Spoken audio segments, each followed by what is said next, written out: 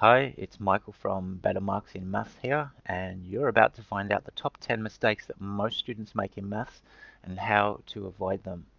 Most of these mistakes are little things, but they make maths harder to learn. And if you're making any of them, that could be the reason why you're struggling with maths. So let's get started.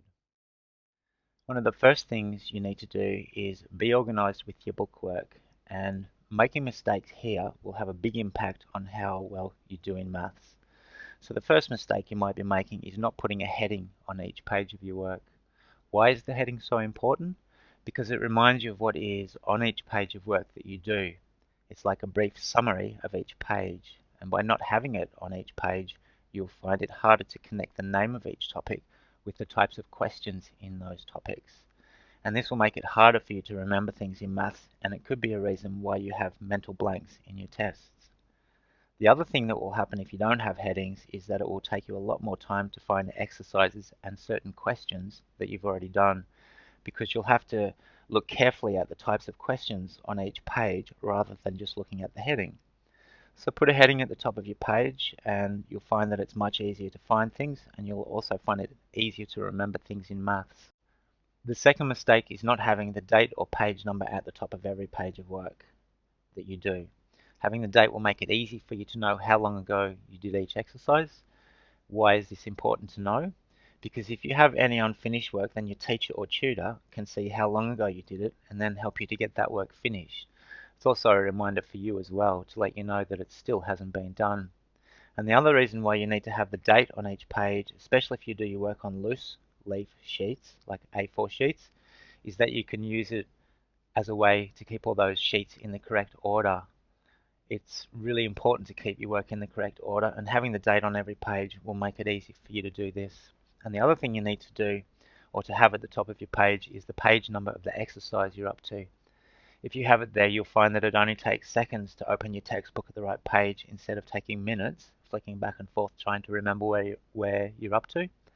So this will save you a lot of time in the long run, and it will also be one less thing you have to remember in maths. And the third mistake is having loose sheets that don't have a home. And you really need to have everything in your folder or workbook in the correct order in maths. And it's really important because it will make it easy for you to revise for your tests. You'll be able to go from start to finish through the topic, and everything that you did will be in the same order that you learnt it. So you'll know if anything's missing and that kind of thing. And if you make sure you put the date on all the loose sheets that you get, homework sheets, handouts, past tests, and put them into plastic slips and then into your folder, or somehow stick or staple them into your workbook, then you can also keep them in the right order with the rest of your work. And so turning these three mistakes into good habits will help you to be super organized with your bookwork, and it will make a big difference to your maths. And you'll basically be able to spend more time on the how-to part of maths instead of spending time trying to find things. Do your work the easy way, not the hard way. The fourth mistake you might be making is having untidy work. All this does is make it difficult for anyone to read your work, including you. The fifth mistake is setting out your steps across the page instead of down the page. If you set out your work down the page, you'll find it much easier to see where you've made any mistakes, and it's a lot easier to look just above each step and see the step before it, rather than trying to look back through steps that you've written across the page. So it's a really important thing, set out down the page, not across. The sixth mistake is doing too many steps in your head. If you do this, then you can't see where you've made any mistakes because you don't have the steps in front of you to look at. If you practice doing all of the steps in your solutions, you'll find that you easily remember them and they'll become automatic after a while.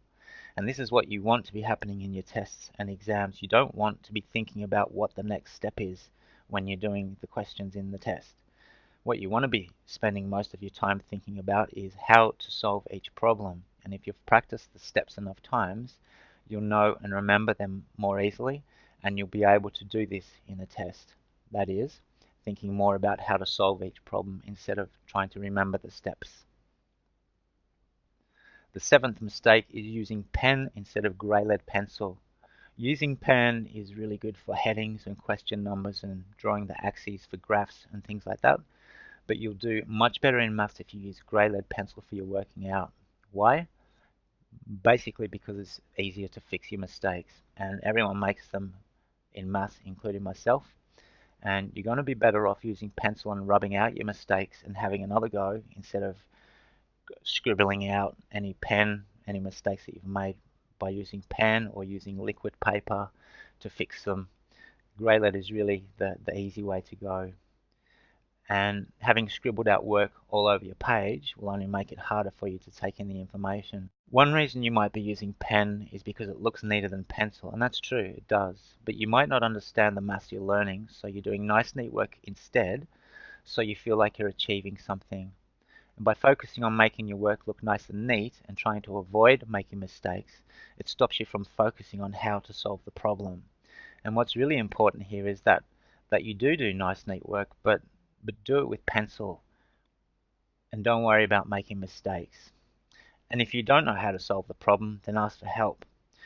Because what you really want to be able to write is what you think the next step is, without worrying about whether you're going to make a mistake or not. And if you make a mistake with grey lead, then you can easily rub it out and have another go.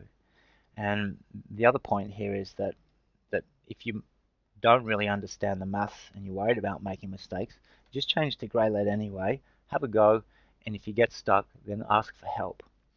So it's really important.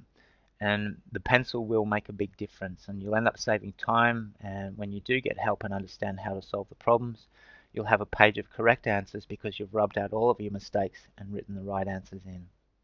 And this may be the one thing that will have the biggest impact on your maths.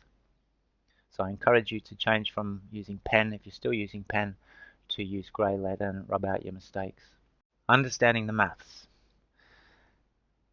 Well, the understanding really comes from a few key things. The main mistake students make here is not doing enough homework. And the only way you're going to get better at maths is to do plenty of homework. How much should you do?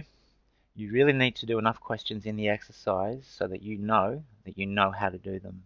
And if you're serious about doing better in maths, then you really need to do all the questions in the exercise. And if your teacher doesn't set you any homework, then go to another teacher and ask them for some help to organize some homework. You really need to practice a bit of homework for every maths lesson that you do at school. It's not good enough getting it all finished in the maths lesson, because the idea of homework is that you practice it on your own. If you get them all right, you'll get confident. If you get them wrong, then you need to ask someone for help. And the ninth mistake is not correcting your work. You might be doing this because you don't want to find out that you got it wrong, but if you don't correct your work, then you might be getting the wrong answers anyway, and you'll still have no idea if you're on the right track or not. So you must correct your work and tick it if it's correct. Correct each question as you go. When you get a question wrong, ask for help right there and then. Find out what you're not doing correctly and then have a go at the next one. There's no point doing the whole exercise and then correcting all of them at the end. You might have done them all the wrong way, and then you've got to do them all again anyway. So correct your work as you do each question and tick your answers if they're right. This will keep you on the right track and give you more confidence as you do each question. And it will also give you a boost each time you look at the page of work, because you'll be reminded that you got all of them right. The last and perhaps the most important mistake is not getting help soon enough. If you're doing this, then you will end up falling behind. So it's a good idea to find out the next day after your homework how to do those homework problems you got stuck on and sort them out sooner rather than later. You might have to chase up your teacher at lunchtime or something like that, but if you're serious about getting good marks in maths, then you do need to do this. So if you're making any of these mistakes, then I encourage you to change them into good habits, and you'll find that you start to improve at maths. You'll find that you have more time, you know exactly where things are, you'll know exactly what you need help with, and you'll be able to do something about it sooner rather than later. All of these habits are the habits of students who do well in maths, and if you have these habits, you'll start finding maths easier to do. You'll be less stressed, and you'll have more time for the things you really want to do, like hanging out with your friends. So that's it for this lesson. I hope it's helped you in some way, and I'll see you in the next one.